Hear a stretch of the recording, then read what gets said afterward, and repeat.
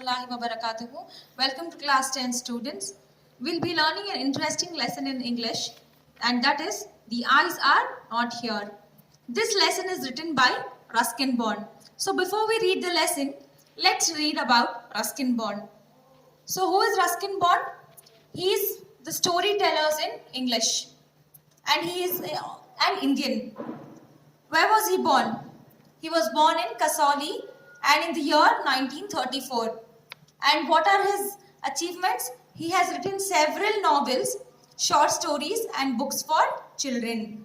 And look here, he was awarded Padma Shri in 1999 for his contributions to children's literature.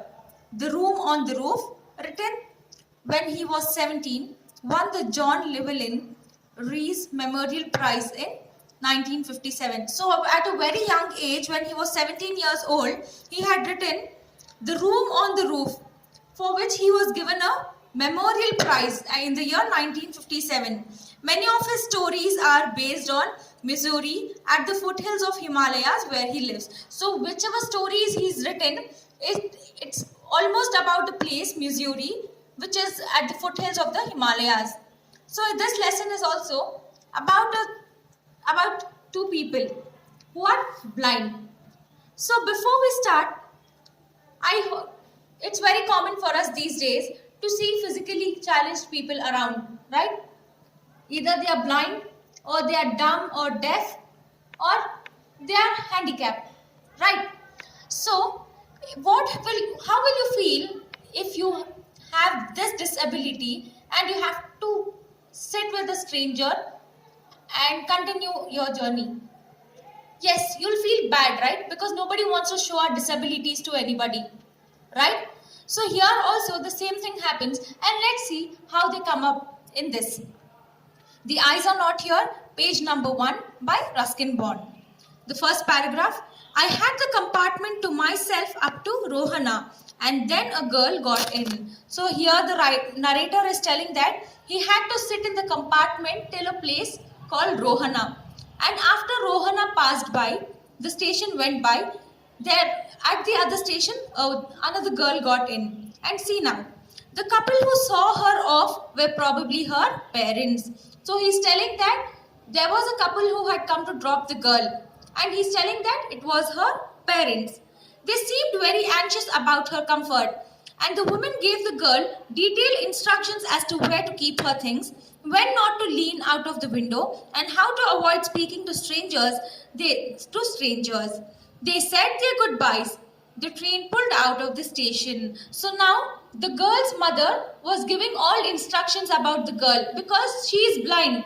She doesn't know how to face strangers, how to be with people. So her mother was telling that you should not peep out of the window, do not lean on the window, and she's also telling that do not talk to strangers. The mother has given all the instruction to the girl, and the train left the station.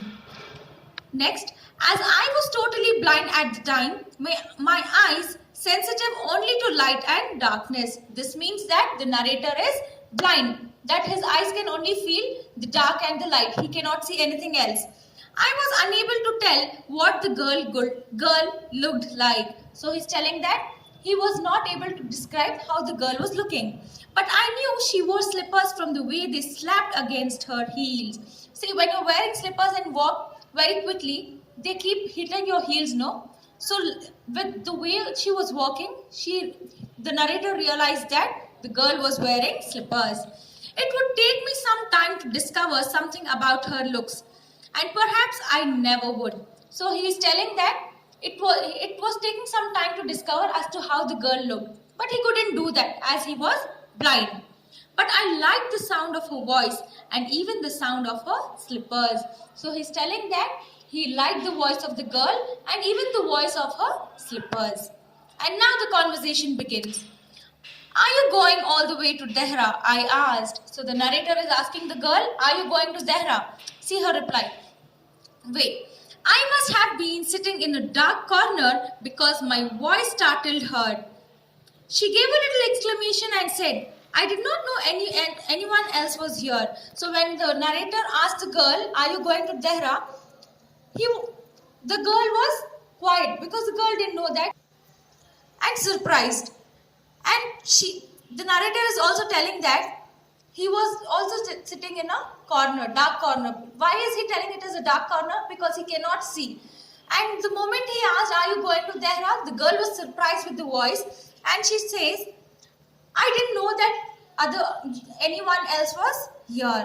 Well, it often happens that people with good eyesight fail to see what is right in front of them.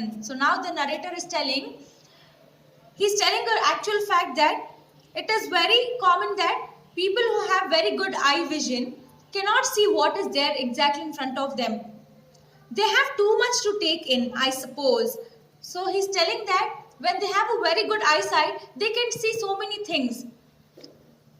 Whereas people who cannot see or see very little, this means people who are blind or who are partially blind have to take in only the essentials. That is, they can just see light and they can feel the brightness and the darkness. Whatever registers most tellingly on their remaining senses. So how do these blind people get to know what is around? By their senses. How we have 5 senses, right? So with the help of 4 senses, they can say what is around. "I didn't see you either," I said, "but I heard you come in." So now the narrator is telling the girl that I also didn't see you, but I heard you when you came in. I wondered if I would be able to prevent her from discovering that I was blind, I thought. So now the narrator is telling that he is wondering that where this girl will find out that he is blind. Provided I keep to my seat, it shouldn't be too difficult. So he's telling that I have to be sitting in my place only. If not, I will be in trouble. I will also be in trouble because blind people cannot walk very freely. They have to take somebody else's assistant, right? So he's telling that if I sit in my seat, it is a good sign for me to make her not discover that I am blind. The girl said, "I am getting down at Saharanpur. My aunt is meeting me there." So now she is given the reply for his question that I am getting down at Saharanpur and my aunt is meeting me there. That means her aunt is coming to pick her up. "Then I had better not to be familiar," I said. So the narrator is talking to himself, telling that it is not good for me to become too friendly with this girl. Aunts are usually formidable creatures. He's also telling that aunts are scaring creatures. "Where are you going?" she asked. Now the girl is asking the narrator, "Where are you going?" "To Dehra and then to Missouri." So he's telling, "I'm going to Dehra and from there to Missouri." "Oh, how lucky you are. I wish I were going to Missouri. I love the hills, especially in October." So now the girl is telling, "You're so lucky. I wish even I was going to that place, and only especially in month of October." Let's see what is the speciality of the month of October in this place. So narrator is telling, "Yes, this is the best time," I said, calling on my memories. So now he's recalling the memories. The hills are covered with wild dahlias, the sun is delicious, and at night you can sit in front of a log fire and listen to some music. Many of the tourists have gone and the roads are quiet and almost deserted. Yes, October is the best time. So now when the girl says, "I love to visit the place in month of October," he recalls the memories and tells that the hills are covered with dahlias. Dahlias are wild dahlias are nothing but the flowers which you can see in the picture. So the narrator is telling that all the hills are covered with these flowers. The sun is delicious, and at night you can sit in front of a log fire and listen to some music. Log fire, you all are very familiar with log fire, right? They arrange all those log sticks, light up that, and they take the warmth of the log fire. He's telling all these memories because he had visited this place. Many of the tourists have gone and the roads are quiet and almost deserted. So he's telling most of them have visited this place and now the roads are very... And now when there is no season, the tourists do not visit this place and this place becomes very deserted, empty, and the roads are also empty. So he's telling, you are right, October is the best time. And now she was silent and I wondered if my words had touched her. or whether she thought me a romantic fool. Then I made a mistake. What's it like? I asked. So now the girl, after listening to his memories, she was thinking as to how beautiful the place is, and might be she also thought that this man has a vision. He can